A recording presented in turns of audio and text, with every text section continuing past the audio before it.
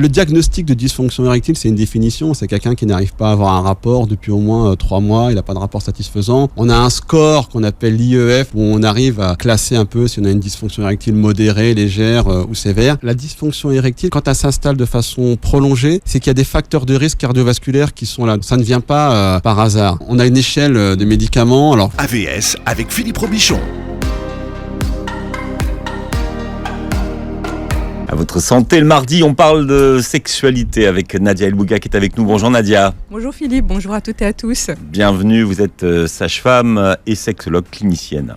Notre invité, les auditeurs de Beurre FM le connaissent bien, c'est Karim Ferri. Bienvenue. bonjour Philippe, bonjour à tous. Vous êtes chirurgien urologue, alors vous venez souvent avec Kaina, avec qui vous avez coécrit La magie de la digestion chez Interrédiction. Mais ce matin, on va s'intéresser à votre spécialité puisque nous allons parler de la dysfonction érectile, nom de code DE. C'est fréquent la dysfonction érectile, c'est pas du tout banal. Ah non, c'est extrêmement fréquent dans la population. Pour citer des chiffres, ça touche à peu près plus de 50% des gens entre 40 ans et 70 ans. Donc au moins une fois dans sa vie, un homme sur deux pourra être atteint de cette petite panne, comme on dit. Oui, parce qu'entre 40 et 70 ans, à 40 ans, on s'estime encore jeune. Enfin, même à 70, mais à 40 ans, ça fait jeune quand même. Ça peut arriver, donc il ne faut pas hésiter à consulter. Souvent, c'est lié à une hygiène de vie qu'il faut peut-être modifier et autres. Mais bon, on va rentrer dans les détails. C'est le cas de le dire. Voilà. Tout à l'heure, Ouais. Nadia. Alors, certaines personnes vont peut-être pas tout de suite percuter quand on parle de dysfonction érectile, parce que le terme qui a été utilisé pendant des années, c'était l'impuissance. Et je m'insurge contre ce terme, je le dis. Ouais, Moi, je croyais qu'on parlait des pannes, moi. non, impuissance, on trouve également comme terme. Exactement. Ouais. Et donc, moi, je m'insurge contre ce terme parce qu'il est extrêmement péjoratif. Et en fait, c'est un étiquetage. Ça voudrait dire que la puissance de l'homme résiderait dans son pénis. Ce serait très réducteur. Tout à fait. Mais je partage totalement votre point de vue. Et même, je pense que ça entretient le problème de la dysfonction de parler d'impuissance, en fait. Oui, mais parfois on emploie des mots tellement savants qu'on ne sait plus tellement de quoi on parle. Alors c'est non seulement courant, mais pour le coup ça c'est vraiment un sujet tabou, puisque vous parliez de l'impuissance, Nadia. Alors moi je vous parlais des pannes sexuelles, mais c'est vraiment un sujet dont les gens ne parlent pas aux autres, mais en plus ils ont du mal à aller consulter pour ça, Karim. Tout à fait. C'est même assez paradoxal dans une société où tout est montré, où la pornographie, tout le monde y a accès, et en fait on ne parle pas de ça, même à son médecin généraliste. Donc c'est assez particulier, d'autant plus qu'on a une médecin généraliste femme, il y a peu d'hommes qui osent se confier. Et en fait, moi, dans ma consultation d'urologie, les gens viennent souvent me voir pour des problèmes de prostate, urinaire, et j'ai systématiquement dans mes questions, est-ce que vous avez un problème d'érection ou autre ? Et là, on peut enchaîner, ah oui, docteur, et là, on commence une nouvelle consultation, en fait. D'accord, mais quand vous posez cette question, les gens réagissent comment ? Vous avez droit à un raclement de gorge ou ça enchaîne tout de suite ? Alors, une fois qu'on a parlé, alors c'est pas initialement, j'en pose pas dès le début, mais quand on vient pour un autre problème, qu'on a bien entendu l'atmosphère, qu'on a fait le tour de certains soucis, quand je pose la question, la réponse, elle est franche, nette. Alors, quand il y a l'épouse qui est là, il se tourne toujours vers l'épouse, il y a un petit sourire. Chérie. Mais honnêtement, on en discute assez largement. Bon, je suis urologue, donc ça facilite quand même les choses. Oui, c'est vrai que ça, c'est une discussion qu'il y a très souvent au sein du corps médical. C'est ce fameux interrogatoire médical où il faudrait l'élargir sur les questions sexuelles et sur les questions de violence également. Et effectivement, il y a beaucoup de professionnels qui ne sont pas en accord avec ça, avec eux-mêmes d'ailleurs. Et du coup, c'est pas spontané, alors que ça devrait faire partie de l'anamnèse, c'est-à-dire de l'interrogatoire médical. Mais ce que vous êtes en train de dire tous les deux, c'est que finalement, les médecins généralistes devraient, au cours de cet entretien médical, poser la question à l'homme qui vient les voir. C'est la première interface. Ça se fait quand même. Faut pas. De plus en plus souvent. Ça se fait de plus en plus. Faut pas noircir le tableau. Les femmes aussi, de plus en plus le posent. Mais c'est vrai que c'est pas courant et ça devrait être un réflexe que l'on n'a pas acquis dans les études. Et ça s'apprend. Il y a des façons de tourner les questions sans forcément paraître frontal si le thérapeute en question est gêné. Bon, de toute façon, si c'est médical, donc ça reste... Ah oui, mais ça convoque l'intimité, donc le professionnel reste un humain ou une humaine, et pour le coup, il peut y avoir une gêne du côté du professionnel. Bon, si on a décidé de vous en la parler professionnelle. ce matin, c'est parce que justement on en a parlé avec Karim il y a quelques mois déjà, et qu'on va vous parler aujourd'hui d'un traitement et une nouvelle arme thérapeutique donc qui est pleine de promesses. C'est pour ça qu'on a décidé d'en parler avec vous. Quelle est la différence entre le fait d'avoir des problèmes d'érection de temps à autre et de souffrir de dysfonction érectile ? Alors, la dysfonction érectile, quand elle s'installe, en fait, c'est une sorte de cercle vicieux. Ça commence toujours par un petit problème à un moment ou à un autre et on n'a pas su y réagir. Mais quand elle s'installe de façon prolongée, c'est qu'il y a des facteurs de risque cardiovasculaires qui sont là de toute façon. Ça ne vient pas par hasard. Nous, on a traditionnellement à l'idée que quand un homme commence à avoir des problèmes d'érection vers 45 ans, 50 ans, en fait, c'est un signal d'alarme pour dire que ces petites artères en fait, qui alimentent la verge et qui permettent l'érection, elle commence à se boucher ou à avoir des plaques d'athérome. Donc ça peut être un signe précurseur de maladies cardiovasculaires. On a remarqué des études qui ont montré que les gens qui faisaient un problème de dysfonction érectile, 5 ans après, ils pouvaient avoir un infarctus, un AVC, souffrir d'hypertension artérielle. Donc c'est le moment, quand vous avez un problème d'érection, de consulter et après d'aller faire un check-up complet chez le cardiologue et on peut découvrir pas mal de pathologies en regard. C'est ce qu'on appelle les symptômes sentinelles d'ailleurs. Exactement, tout à fait. Donc en fait, ce sont des symptômes, mais qui cacheraient autre Voilà. chose finalement. Ouais. Mais alors, comme on a toujours l'impression que c'est lié avec l'âge, donc on peut imaginer que c'est normal, vous voyez. Ouais, en fait, quand c'est lié à l'âge, c'est souvent lié à la baisse de la testostérone, en fait, qui est physiologique. À partir de 45 ans, 50 ans, la testostérone, c'est l'hormone de l'homme, celle qui vous donne la force musculaire, la voix grave, les poils, la barbe. Et en fait, elle agit aussi sur la libido, sur l'érection, l'éjaculation. Et souvent, ça peut être un signe précurseur de baisse de la testostérone. C'est pour ça que ça apparaît avec l'âge. Mais on a des jeunes aussi qui ont des problèmes d'érection. Mais ça, je pense que Nadia connaît beaucoup mieux que moi le sujet. Ce qu'on appelle les érections psychogènes. Anxiété de performance ou autre. Généralement, ça survient quand il y a une angoisse, par exemple lors des premiers rapports ou lorsqu'il y a des changements de partenaire ou par exemple pour X raisons un premier dysfonctionnement érectile et du coup cette peur que ça ressurgisse lors d'une relation suivante et en fait il y a un conditionnement qui s'installe et donc l'angoisse, La peur de ne pas y arriver, donc. voilà, donc sécrétion d'adrénaline et Ouais. ça c'est l'ennemi numéro 1 de l'érection. En fait, pour avoir une bonne érection, il faut surtout pas y penser. Ouais. C'est comme quand on a 20 ans, on va avoir un rapport, on a son rapport, mais sans penser à ce que je vais tenir, est-ce que je vais avoir une bonne érection. Pas du tout. L'érection, il ne faut pas y penser pour pouvoir la garder, surtout. On va expliquer d'ailleurs quels sont les secrets, Karim Ferry, d'une bonne érection. Ce matin, on a tout le temps. Oui, Nadia, Oui, ne me montrez pas du doigt comme ça, vous me faites peur. Moi, non. comme ça. Oui, non, je rebondis sur ce que vient de dire Dr Ferry concernant le fait de ne pas y penser.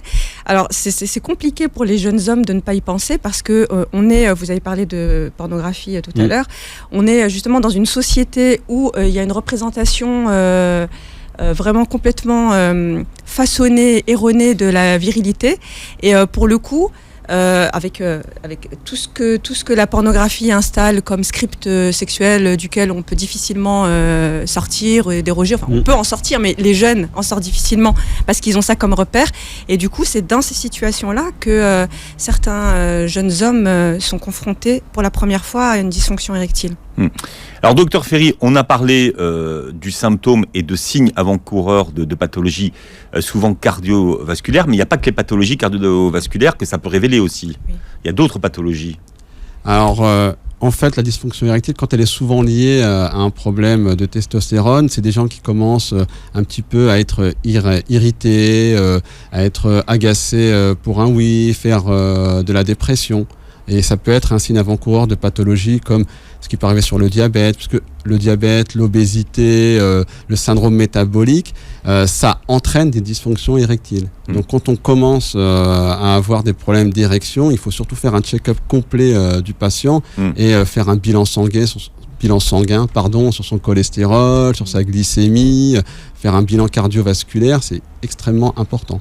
Donc le diabète, on le voit, le diabète a pas mal de répercussions, mais il y a aussi les problématiques neurologiques. Oui.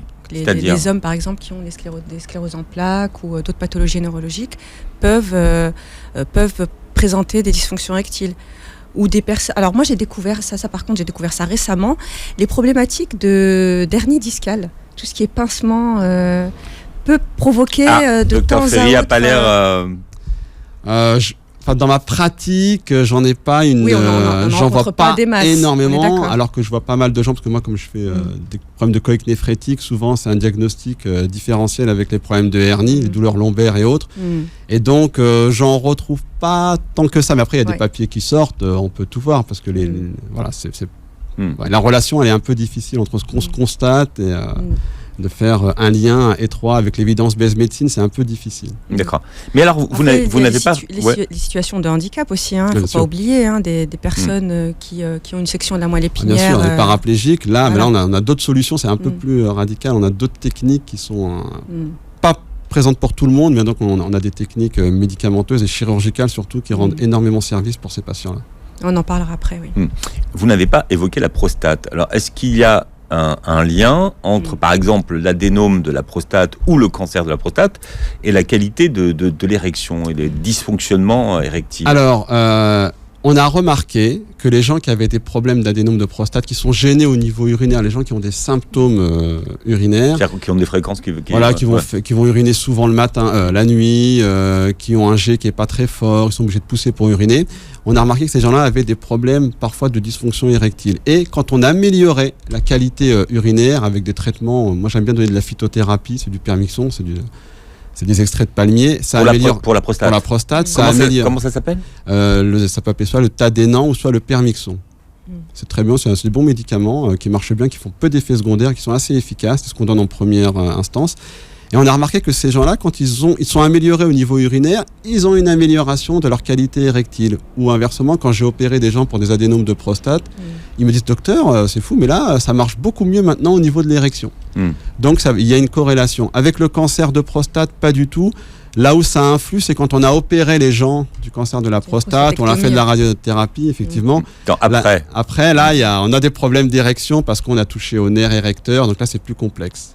Voilà. Et la dépression.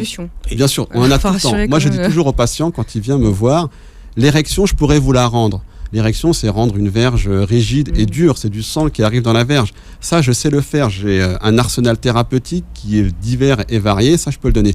Par contre, avoir un rapport, Nadia vous le dira beaucoup mieux que moi, c'est pas juste une pénétration, c'est pas juste une érection. C'est un rapport entre deux personnes, une psychologie. Il y a beaucoup de facteurs qui rentrent en ligne de compte. Donc, venir pour une rigidité... Moi, vous pouvez me signer un chèque en blanc, je vous la donnerai. On va donner votre 06 à la fin de l'émission, parce que les gens vont retenir que ça. Non, mais il ne faut surtout pas retenir, il faut retenir la deuxième partie, c'est qu'une érection, ça ne fait pas un rapport. C'est extrêmement complexe. Un rapport satisfaisant pour la personne et son partenaire, c'est extrêmement complexe. D'ailleurs, ce que vous dites est très intéressant parce que vous avez des hommes qui vont obtenir une érection même après une hystérectomie. C'est un beau lapsus. Une prostatectomie. Alors, si vous voulez qu'on en parle, Nadia, je sais qu'il y a des questions de genre en ce moment. Mais c'est très bien, j'adore. Après, une prostatectomie, partielle ou totale. Et pour le coup, ils consultent par la suite un ou une sexologue parce qu'ils ne sont pas satisfaits de leur rapport. Et en fait, la rigidité est bien là. Ils la retrouvent même entre 90 et 100% de ce qu'ils avaient avant. Et pour autant, il n'y a pas de satisfaction dans la relation. Moi, je mets des implants péniens. C'est ce qu'on appelle la prothèse, en fait. Je n'aime pas trop le terme aussi parce que c'est assez réducteur. Mais j'ai des hommes qui viennent qui ont 70 ans, ils n'ont plus d'érection. Je leur mets, ils ont tout essayé, en fait. C'est le dernier recours. Et ça marche très, très, très bien. Donc, je leur mets un implant pénien. Ils ont la rigidité, mais ils ne veulent pas de rapport. Ils me disent non, docteur, moi je voulais juste être capable d'avoir une érection, ça me suffit. Oui. Voilà. Donc satisfait, voilà.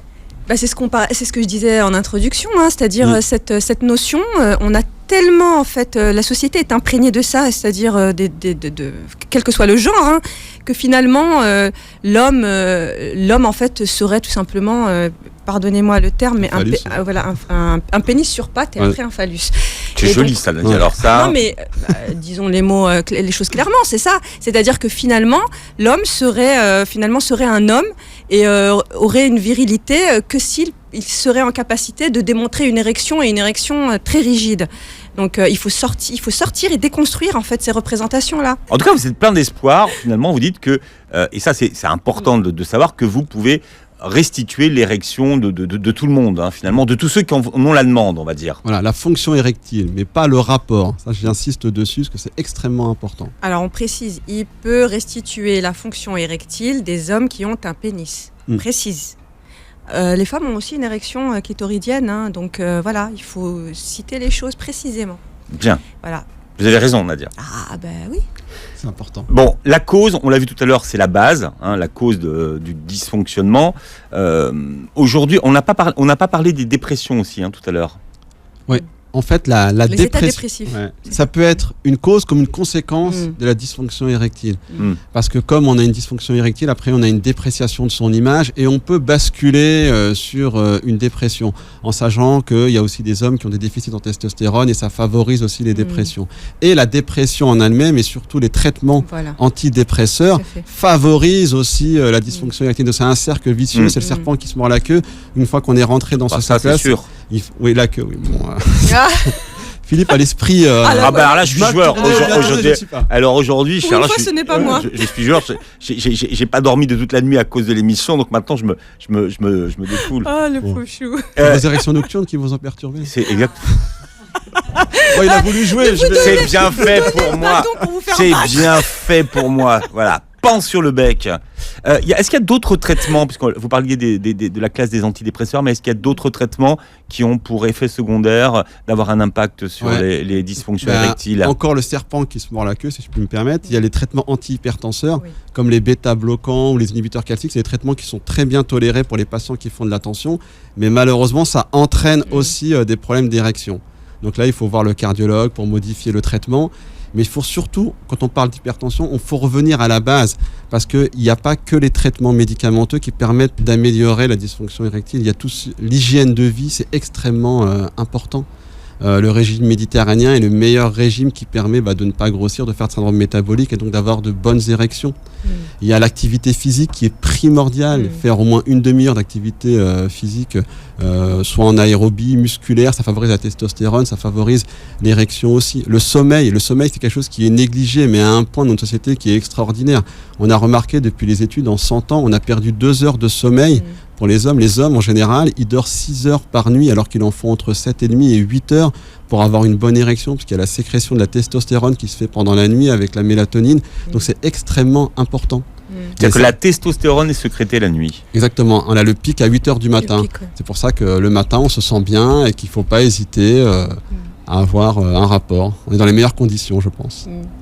Oui, tout à fait. Et n'oublions pas de rappeler que le tabagisme, l'utilisation des drogues, l'alcool ont un impact sur la qualité d'érection. Un exemple, les gens aiment bien boire un verre de whisky ou je sais pas, de vin. Soi-disant pour se désinhiber. Voilà. Alors il vaut mieux prendre, les gens ne savent pas, une tasse de camomille le soir, parce que la camomille, c'est un puissant. Outre le fait que ce soit un relaxant, ça permet d'améliorer la sécrétion de testostérone pendant la nuit. Donc en fait, c'est plus viril de boire une tasse de camomille qu'un verre de whisky, messieurs. Vous allez réhabiliter la tisane. Moi, je le dis depuis toujours. Moi, je suis un fervent partisan. Vous rajoutez un peu de gingembre dedans, et là, vous avez un très bon cocktail pour. On appelle ça des pisse mémés, docteur Ferry. Les tisanes, vous savez. Là, pas la camomille. Ce sera un pisse-pépé. Et pour des bonnes raisons. Bon, c'est des petits trucs, mais je pense qu'ils peuvent aider. Les trucs du docteur Ferry. Trucs et astuces. Alors, par rapport, je vais revenir sur... c'est pas un mythe, hein, le fait que effectivement certaines drogues donnent une impression... donnent cette sensation, en fait, de vigueur et d'être désinhibé. C'est un fait. Mais en fait, ce qu'on ne dit pas derrière, et ce que les jeunes doivent savoir, c'est la répercussion tout de suite derrière ces effets-là. Donc, effectivement, ça ne fera que désagréger, en fait, l'état érectile de ces jeunes hommes. Parce qu'en plus, il faudra augmenter à chaque fois les doses de drogue pour pouvoir atteindre les effets qu'ils avaient précédemment, et c'est un cercle vicieux. C'est lié à la dopamine, en fait. Qui est l'hormone de la récompense, de l'addiction, et il faut toujours augmenter les doses. Donc il faut faire attention, il ne faut pas rentrer dans ce cercle vicieux. C'est-à-dire qu'en fait, il ne faut pas en prendre si on n'en a pas besoin, c'est ça que vous voulez dire ? La drogue, en général, il ne faut pas la prendre, Philippe. Non, mais là, on parle... Non, mais ça, c'est important de... On parle d'une drogue de la performance, notamment de ça. la performance sexuelle, mais il y en a qui en prennent en préventif, et c'est très courant aujourd'hui, vous avez toutes les recettes sur Internet. Il y a le phénomène du chemsex, c'est-à-dire les personnes qui n'ont une pratique sexuelle que sous effet de stupéfiants. Donc oui, c'est important de le souligner parce que c'est quand même un phénomène qui existe chez une grande partie de la jeunesse. Et donc je pense que oui, il est important de tirer la sonnette d'alarme. C'est pas anecdotique. Et le stress, il ne faut pas oublier, ne jamais avoir un rapport quand on est stressé. On a une sécrétion de cortisol qui fait que ça inhibera toute votre érection, ça va accélérer l'adrénaline et autres, donc ne jamais être stressé. Enfin, ça, c'est les bases de l'hygiène de vie pour avoir de bonnes érections, bien dormir, ne pas être stressé, activité physique, bien manger, méditation, sophrologie. Tout à fait, ça marche très bien. Et camomille, maintenant, on sait, avec gingembre. C'est le secret, donc vous allez commercialiser ça très vite. Bientôt, vous allez voir, vous allez faire fortune. Comment est-ce que vous posez le diagnostic ? Est-ce que vous demandez une série d'examens complémentaires, Dr Ferry ? Alors, je fais le diagnostic de dysfonction érectile, c'est une définition. C'est quelqu'un qui n'arrive pas à avoir un rapport depuis au moins 3 mois. Il n'a pas de rapport satisfaisant. On a un score qu'on appelle l'IEF, je vais le citer, parce qu'on en parlait en aparté avec Philippe, où on arrive en répondant à différentes questions, à des items, à classer un peu si on a une dysfonction érectile modérée, légère ou sévère. Et moi, je pars du principe que on prend en charge une personne dans son ensemble. Donc, je fais un bilan sanguin complet pour la glycémie, le cholestérol, les hormones, s'il y a une inflammation et autres. Je l'envoie chez le cardiologue pour faire un bilan cardio s'il y a besoin. Et puis, je fais de temps en temps aussi un écho-doppler, une échographie de la verge pour voir un peu les vaisseaux, s'ils sont atteints, s'il y a une fuite veineuse ou autre. Voilà. Et puis, je fais un interrogatoire complet. Je veux juste reprendre un élément que vous avez dit. Donc dans la définition, vous dites c'est une personne qui n'arrive pas à avoir de rapport.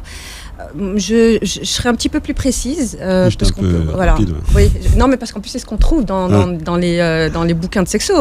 C'est pas une personne qui ne peut pas avoir de rapport, c'est une personne qui est insatisfaite de sa rigidité érectile. De la qualité de son érection. Exactement, parce qu'il peut avoir un rapport sans forcément... Tout à fait, mais dans l'évaluation de l'IEF, c'est très bien marqué. Est-ce que vous êtes satisfait, votre partenaire ou pas. Donc on fait... Le score est très bon en fait, c'est une bonne photographie de ces problèmes d'érection. Ça veut dire quoi, IEF ? C'est international, erectile, function. J'adore les acronymes. C'est trop chic. Tu disais, toi, t'as un IEF à combien ? Tu en es où dans ton IEF ? Dans ton IEF, t'as progressé ce mois-ci. Ça permet de faire des études. Et pour les nouveaux traitements qui sortent, par exemple, dont on va parler des ondes de choc, c'est grâce à l'amélioration de ce score que les praticiens peuvent se permettre de dire en fait ça marche bien, donc je peux l'utiliser. Donc c'est important aussi pour faire avancer. C'est un indice, voilà. C'est intéressant. Bon, alors j'ai trouvé un mot, j'aime bien ces mots compliqués un petit peu, le déficit androgénique. Alors c'est quoi le déficit androgénique ? C'est ce que je vous ai dit tout à l'heure. C'est la testo ? C'est la déficit en testostérone. Donc ça apparaît à partir de 45, 50 ans. On a les hormones sexuelles. C'est un peu on fait un peu le parallèle avec la ménopause chez la femme, mais c'est un peu moins brutal et strict que l'arrêt des oestrogènes chez la femme. C'est un déficit long et prolongé progressif. Ce qu'il faut savoir aussi, c'est pas parce que l'on a un déficit en testostérone que forcément on aura un problème d'érection. C'est souvent corrélé, mais c'est pas parce qu'on a amélioré la testostérone qu'on va avoir une meilleure érection et vice versa. Donc à quel moment c'est pertinent de se complémenter en testostérone ? Alors, on fait des dosages précis. Alors, il y a plusieurs dosages de testostérone. Le seul qui est valable, à mon sens, et qui permet d'avoir un vrai reflet de votre taux de testostérone dans le sang, c'est la testostérone biodisponible. Donc, ça met un peu de temps pour l'obtenir. Il faut au moins une quinzaine de jours. Ce dosage-là, quand il est bas, on peut faire une supplémentation en testostérone. Et c'est pas quelque chose de très important comme traitement. Il faut juste bien vérifier qu'on n'a pas, au niveau de l'hémoglobine, qu'elle soit trop élevée ou qu'on n'ait pas un PSA trop élevé. Et il suffit juste de poser un peu de crème tous les matins, 2 petites pichenettes de crème de testostérone, on appelle ça de l'androgène. Je fais de la publicité. Et ça permet au bout de 3 semaines, 1 mois, d'avoir une meilleure vigueur, un meilleur allant et d'être beaucoup mieux. Et après, on dose tous les 3 mois la testostérone pour voir si elle augmente bien, s'il n'y a pas d'effet sur le PSA. C'est un traitement qui est simple, peu onéreux et qui marche bien. Alors le PSA, c'est un marqueur. Hein, voilà, pour le cancer de la prostate. Il y en a dans l'alimentation, parce que c'était un aussi de vos autres chevaux de bataille, mais est-ce qu'on pourrait trouver dans l'alimentation quelque chose qui ressemblerait à la testostérone ? Non, mais par exemple, la camomille, ça permet en fait d'augmenter la testostérone dans le sang. Il y a surtout des aliments qui permettent, qui empêchent la sécrétion d'œstrogène en fait, parce que dans notre corps, surtout quand on a un peu d'obésité, je ne regarde pas Philippe, mais quand on a un peu de graisse abdominale. Là, je suis foutu aujourd'hui. En fait, les hommes qui ont de la graisse abdominale, c'est très mauvais en fait. C'est la pire graisse qui puisse exister parce qu'elles transforment leur testostérone en oestrogène grâce à une enzyme qui s'appelle l'aromatase. Et il y a des aliments qui permettent d'inhiber cette aromatase et il y en a d'autres qui favorisent. L'alcool, c'est le pire des aliments parce qu'il favorise l'aromatase. La graisse abdominale, ça favorise l'aromatase. Donc ne buvez pas et maigrissez, c'est le meilleur conseil pour avoir une bonne testostérone. Voilà.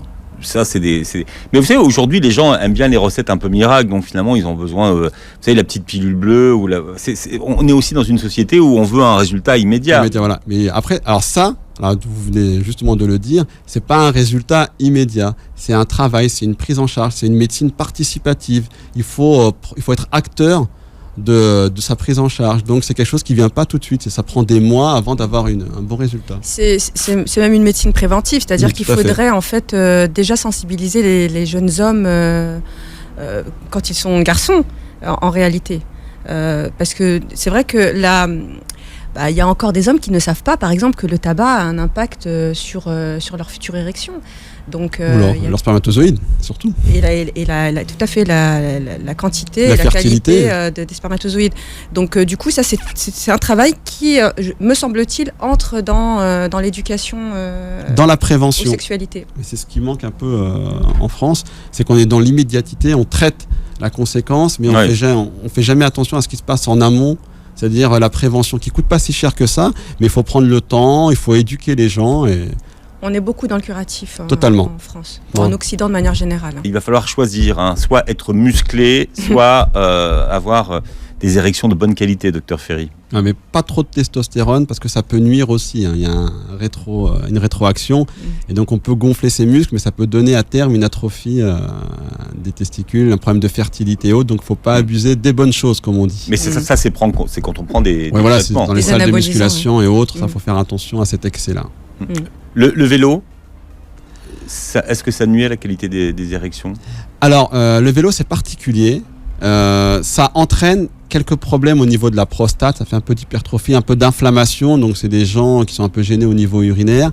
Ça peut donner aussi des problèmes, alors c'est un peu complexe, ça fait ça atteint le nerf pudendal, c'est un nerf qui passe au niveau de la fesse et c'est des gens qui se retrouvent avec des problèmes de douleur et parfois une sorte d'insensibilité au niveau du gland. Mais c'est des gens qui pratiquent du vélo de façon intensive, ils n'ont pas une selle adaptée, ils n'ont pas tout ce qu'il faut, donc il faut faire attention à ça. Bien, alors quels sont les traitements, Nadia, qui existent aujourd'hui des dysfonctions érectiles, qu'on connaît, qui ont pignon sur rue ? Oui, je pense que Dr Ferry en parlera mieux que moi. Il y a les traitements médicamenteux que vous allez nous citer, et puis d'autres traitements chimiques. En fait, on a une échelle de médicaments. Alors, tout le monde connaît le Viagra, c'est devenu comme le Frigidaire, c'est de la petite pilule bleue que tout le monde connaît, qu'il faut acheter en pharmacie, pas sur Internet. Alors avant, c'était extrêmement cher. Heureusement, maintenant, avec les génériques, c'est devenu à la portée de tout le monde. Pour citer, vous avez une boîte de 20 comprimés pour 20 €. Avant, c'était 100 € les 4 comprimés. Donc, mais bon, l'amour n'a pas de prix, comme on dit, mais bon, c'est redevenu abordable. Donc, il y a toute une gamme, le Viagra, le Cialis aussi, qui permet d'avoir des érections pendant 48 heures si vous le désirez. Après, on a des nouveaux topiques qui sont... Mais c'est pas dangereux, cette histoire-là Non, on n'a pas une érection pendant 48 heures, c'est que pendant 48 heures, vous pouvez avoir un rapport avec une bonne érection. Donc, le problème du Viagra, c'est qu'on était obligé de préparer son acte. On perdait la spontanéité. L'avantage du Cialis ou le Tadalafil, pour citer la DCI, c'est qu'on peut prendre le vendredi soir, et si le samedi matin ou le samedi soir ça vous dit, vous pouvez avoir votre rapport. Donc vous n'êtes pas obligé de programmer votre acte, on laisse la spontanéité, ça redonne un certain naturel dans le rapport sexuel qui permet de meilleurs... Oui, ça c'est très important de le dire aux auditeurs et aux auditrices, c'est qu'en fait il y a deux types de prises. Il y a une prise à la demande, c'est ce que vient de dire Dr Ferry, où là c'est... je sais, mes rapports sont programmés, et je sais qu'à tel moment j'aurai besoin de prendre le comprimé, et donc c'est très organisé. Et puis il y a les prises quotidiennes en fait, où là ce sera sur des traitements qui vont en fait être pris en continu, même s'il n'y a pas de rapport sexuel avec intention. Oui. Voilà, exactement. Et ces traitements continus sont très bien pour ceux qui ont des problèmes de testostérone, voilà. qui se mettent un peu de gel de testostérone le matin, ils prennent leur comprimé. Et c'est des gens qui revivent, les deux associés. Combinaison, tout à fait. C'est extrêmement efficace. Et pour efficace. les jeunes hommes aussi, c'est rassurant parce que pour le coup, s'ils ont une activité sexuelle plus intense, plus importante, le fait de savoir qu'ils ont cette béquille, parfois c'est souvent une béquille pour les jeunes hommes, pour le coup, ils retrouvent en fait la qualité de leurs érections parce que du coup, ce traitement-là en continu permet de les rassurer et donc on a déjà l'effet psychogène qui s'atténue. Voilà. Donc on a les traitements par la bouche. Après il y a des crèmes qu'on a développées depuis 5-6 ans. C'est des petites gouttes de gel qu'on met au niveau du gland. On attend une petite demi-heure, 1 heure. Il faut une stimulation et ça permet d'avoir une érection. Alors je trouve que ce traitement, alors il est vanté par le laboratoire, mais ça donne évidemment, le laboratoire, il va pas vous dire que ça ne fonctionne pas. On est un peu déçu. Moi, je suis un peu déçu de ce traitement-là parce qu'il donne de la chaleur au niveau du gland. Les gens sont un peu gênés. Il n'y a pas une très bonne érection. Elle n'est pas de très bonne qualité. Et la partenaire aussi, des fois, ressent un peu de brûlure au fond du vagin. Donc, je le pratique de moins en moins. Enfin, je le préconise de moins en moins. Et enfin, il y a le traitement qui marche tout le temps. Mais ça, c'est vraiment réservé pour les gens qui ont des problèmes de diabète, qui ont vraiment des dysfonctions érectiles très, très, très sévères. C'est les injections directement dans la verge. Ça, c'est un médicament qui marche bien. Par contre, il n'y a pas de spontanéité. Il faut le faire 5 minutes avant le rapport. Vous piquez dans la verge, ça fait pas mal du tout. Moi, je le fais toutes les semaines à mes patients dans le cabinet. J'en fais toujours la première injection. Après, ils le font chez eux. Il n'y a pas de douleur, mais ça donne de bonnes érections qui peuvent durer par contre des fois plusieurs heures. Donc il faut faire attention parce que quand ça dure plus de 4 heures, ça peut faire de la fibrose, ce qu'on appelle le priapisme. Ça c'est extrêmement dangereux, mais quand on respecte bien les règles... Le priapisme, c'est quoi ? C'est quand on a une érection prolongée pendant plus de 6 heures et ça c'est très néfaste pour la verge et de la fibrose. Parce qu'en fait la verge, les tissus érectiles c'est quoi ? C'est qu'une éponge remplie de sang. Donc si vous avez de la fibrose, l'éponge ne pourra plus jamais se remplir de sang et vous avez perdu votre verge en fait. Donc il faut faire attention. Il faut juste respecter de ne pas faire plus de 2 injections dans la semaine. Alors, Dr Ferry, vous utilisez depuis quelques mois une technique que vous utilisiez déjà auparavant en urologie, c'est la technique des ondes de choc. Voilà. Alors, expliquez-nous. Les ondes de choc, c'est un traitement qu'on utilisait pour les calculs au niveau du rein. C'est ce qu'on appelait classiquement, les gens vont savoir, c'est la baignoire en fait. On installait des gens dans une baignoire et on avait une tête de tir et on envoyait des ondes de choc directement sur le rein. Ça traversait la peau, la graisse. Ça arrivait au niveau du calcul et ça le désintégrait. Voilà. C'est tac, tac, tac, comme on dit.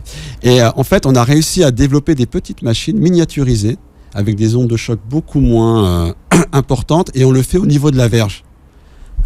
Et on a montré que le fait de stimuler directement les corps caverneux, les tissus où il y a les éponges remplies de sang, ça permettait de multiplier les vaisseaux sanguins en fait, d'améliorer ceux qui étaient endommagés, les gens qui avaient des problèmes d'hypertension, d'athérosclérose, de diabète. Ça améliorait les vaisseaux sanguins qui étaient déjà présents, qui étaient altérés, et ça permettait d'en développer de nouveaux. C'est ce qu'on appelle la néo-angiogénèse, c'est-à-dire la création de nouveaux vaisseaux.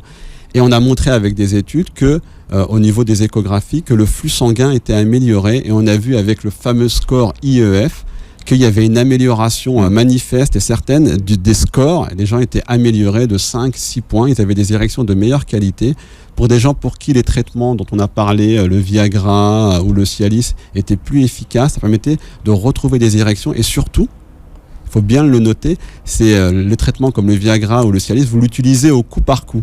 Mais ça ne vous guérit pas de la dysfonction érectile. Alors que ces traitements-là, comme ils régénèrent les tissus sanguins, en fait, ça permet à la fin de ne plus prendre de traitement. Ça peut vous guérir entre guillemets. Alors je mets un bémol, ça guérit pas totalement, mais il y a une nette amélioration et il y a des patients qui ne prennent plus de traitement grâce à cette onde de choc. Et certains, on peut leur associer par exemple le Cialis et ils ont des érections de meilleure qualité. C'est assez bénéfique. Alors, quel est le profil des hommes, en fait, chez qui ça fonctionne ? Alors, ça ne fonctionnera pas chez les hommes qui ont plus de 2 facteurs de risque cardiovasculaire, qui ont une dysfonction érectile sévère. Il ne faut pas se leurrer. Les gens qui sont diabétiques, qui sont à l'insuline, C'est pas magique. ça marchera pas parce qu'en fait, le diabète, hormis le fait d'altérer la microcirculation vasculaire, ça altère aussi les nerfs érectiles. Donc, c'est extrêmement complexe. Souvent, ces gens-là, c'est ceux chez qui les injections dont j'avais parlé à caverneuse sont efficaces, ou alors la pose d'implants péniens. Ça peut être efficace. Mais pour les gens qui ont 50 ans ou les jeunes qui ont un facteur de risque comme un peu d'hypertension, un peu de surpoids, c'est extrêmement efficace. Ça peut être efficace, ça peut être bénéfique pour ces gens-là. Alors j'ai traité des jeunes comme des gens beaucoup plus âgés. Il n'y a pas de limite d'âge en fait. Le traitement se passe comment ? C'est quelle fréquence ? Sur quelle durée ? Alors c'est très simple. Il y a plusieurs protocoles, mais ça se fait au cabinet, donc dans le bureau de consultation, sans anesthésie. Ça ne fait pas mal du tout. Ça dure une petite vingtaine de minutes. Il faut quand même que le praticien... Alors vous dites que ça fait pas mal, mais alors attendez, qu'est-ce qui est en contact avec quoi ? Alors en fait, la tête de tir... Je suis désolé des techniques, bien mais... sûr, mais c'est important, vous avez raison. Si je dois venir vous voir, docteur, j'ai besoin de savoir à quoi je m'engage. Bien sûr. Alors, ça dure une vingtaine de minutes. On prend l'appareil, c'est en mousse, en silicone. On le pose sur la verge. En fait, on a plusieurs endroits de la verge dans lesquels on va appliquer la tête des tirs et on va envoyer les ondes de choc. Donc, ça fait un peu de bruit. Ça fait ça. Et c'est indolore. Totalement Mais il indolore. n'y a pas d'électrode, c'est à ça que je pensais en fait. Non, l'électrode, elle est à l'intérieur, il n'y a pas de décharge oui. électrique. C'est l'onde électrique qui produit l'onde de choc. C'est l'onde acoustique. Vous verrez, des fois, si vous avez des tendinopathies, les gens qui ont des tendinites, ils vont chez le kiné. Le kiné a ce type de machine. Sauf que lui, il a une dose qui est plus importante, il y a une énergie qui est délivrée plus importante. Et c'est exactement le même principe, c'est la même machine en fait. Sauf que nous, on est vraiment à la dose la plus basse et on a montré qu'avec cette dose extrêmement faible, on arrivait à régénérer le tissu du corps érectile. Donc ça dure une vingtaine de minutes. On balaye toute la zone de la verge, à droite, à gauche. Il faut faire à peu près 2 séances par semaine pour que ce soit efficace, pendant au moins 3 semaines. Moi, dès la 4e... Ça fait 6 séances, quoi, en fait, séances, ce que vous êtes en train de dire. Après, vous faites une pause de 2 à 3 mois, et après, si vous voulez reprendre, vous pouvez refaire 6 séances. Mais moi, là, ça fait 1 an quasiment que je l'utilise. J'ai pas encore eu à refaire la 2e série de séances. Les hommes que j'ai eus, à peu près, on va dire 70% à 80%, dès la 4e séance, ils retrouvent les érections nocturnes. On n'en a pas parlé. Les érections nocturnes, c'est un très bon signe de la qualité érectile. On appelle ça le jogging de la verge, en fait. Le fait d'avoir une érection le matin quand vous vous levez ou pendant la nuit, ça veut dire que vous avez fait un bon sommeil, vous avez du sommeil paradoxal, vous êtes bien reposé et vous avez permis d'avoir une bonne oxygénation de votre verge. Et ça, il la retrouve. Ça n'a rien à voir avec l'envie d'uriner, en fait, l'érection du matin. Pas du tout. D'accord. Non, le matin, c'est pas lié, non. Non, c'est pas lié. Vous êtes resté toute la nuit sans uriner, votre vessie assez remplie, il faut la vidanger en vous levant le matin. Mais c'est pas l'érection qui la bloque, quoi. Pas du tout. Bien. Donc, 6 séances, donc avec un recul d'un an aujourd'hui. Alors, tout à l'heure, vous nous avez dit qu'effectivement, il y avait un traitement qui fonctionnait pas très bien, donc on va vous croire pour le fait que ça fonctionne. Est-ce que c'est pris en charge et remboursé par la sécurité sociale ? Voilà, c'est un traitement... Alors, on l'a utilisé il y a 10 ans, mais les machines n'étaient pas adaptées, donc on l'a mis de côté. Et là, depuis 2 ans, il y a 2 nouvelles sociétés qui ont mis le paquet, qui ont inventé une bonne machine, très utilisable, mais qui n'est pas remboursée, en fait. Et en fait, on est en train de s'équiper, les urologues ou les cabinets de sexologie, pour pouvoir proposer cette technique aux patients. Mais ça a un coût, c'est pas remboursé par la Sécu. Alors souvent, les gens, ils doivent s'inscrire parce que c'est des sites, les machines, elles sont en location dans les cabinets d'urologie, parce que c'est des machines qui sont extrêmement chères, ça vaut plus de 60 000 € la machine. Donc en termes d'investissement, ça fait beaucoup. Ouais. Donc en fait, ce qui se passe, c'est qu'il y a des contrats avec les laboratoires, ils vous mettent la machine à disposition, le patient, il va directement régler, ça dépend, des fois c'est 6 séances, c'est 400 €, 500 €, ça dépend de chacun. C'est jamais en dessous de 400, mais ça dépasse jamais les 500 €. Et après, chaque fois que vous venez voir votre urologue ou votre praticien, vous lui payez une consultation. Donc lui, il fixe le prix. Et la consultation, souvent, elle est remboursée par la Sécu. Si vous avez une mutuelle, c'est pris en charge. D'accord. En fait, ce que le patient a à sa charge, finalement, c'est l'utilisation de l'appareillage. Exactement. Finalement. En sachant que directement au labo. J'ai quelques patients, j'en ai eu 2, pour lesquels ce traitement a été pris en charge par leur mutuelle. Donc il ne faut pas hésiter à demander qu'il y a des mutuelles. Maintenant, il y a des mutuelles qui remboursent les consultations de psychologie ou autres. Il y a pas mal de mutuelles qui font des packages et il faut bien regarder. Alors, je pense qu'elle doit être assez onéreuse. Bon, mais ce traitement-là peut être pris en charge. Donc le traitement ne leur a rien coûté à mes patients. Pour certains. Il y a quelques CHU qui en ont. Alors tous les urologues n'en ont pas. Hein. Non. Pour l'instant, c'est vraiment les débuts. Hein. Alors, c'est comme dans tout. Alors, il faut croire dans les nouvelles technologies. Le bémol avec cette technique, c'est qu'elle avait été développée il y a 10 ans, mais ça n'avait pas pris, en fait. Parce que les machines n'étaient pas adaptées. C'était les machines qu'on prenait grossièrement pour faire les calculs. Et là, en fait, on a redéveloppé ces machines. Après, il faut croire en ce qui est nouveau. Il faut s'ouvrir. Donc, on est en train, depuis un an, là, je vois qu'il y a plusieurs cabinets sur Paris qui se sont équipés, dont le mien. Il y a quelques hôpitaux qui se sont équipés. Et je pense que plus on va voir que ça marche, moi j'en suis convaincu. C'est ça, il y a un recul clinique. Voilà, il faut aussi que les gens pratiquent. Alors, à noter aussi, c'est que ça n'a aucun effet secondaire. Donc, c'est déjà assez important. Ça veut dire qu'il n'y a pas de risque. Et il n'y a pas de contre-indication. La seule contre-indication que je n'ai pas encore eue, c'est les gens qui sont sous anticoagulants, les médicaments qui font saigner. Il y a des risques. Alors, j'ai fait ça sur un patient, j'ai pas eu de problème particulier, mais il faut faire attention, ça peut donner des hématomes au niveau de la verge, même si c'est rare, parce que je pense que le niveau d'énergie est extrêmement faible. Je pense pas que ça puisse donner, mais bon, c'est recommandé de faire attention. Bon, alors, si vous voulez justement faire écouter cette émission à des gens que vous connaissez, vous pourrez la faire réécouter en podcast sur beurrefm.net. Vous avez de toute façon la vidéo à disposition sur la chaîne YouTube de Beurre FM. Merci d'avoir été avec nous, Dr Ferry. Avec plaisir. On vous attend bientôt avec Kaina. Bientôt, on parlera de l'alimentation. Nadia, on vous dit à la semaine prochaine. Très bien. Voilà, et passez une très belle journée santé sur Beurre FM.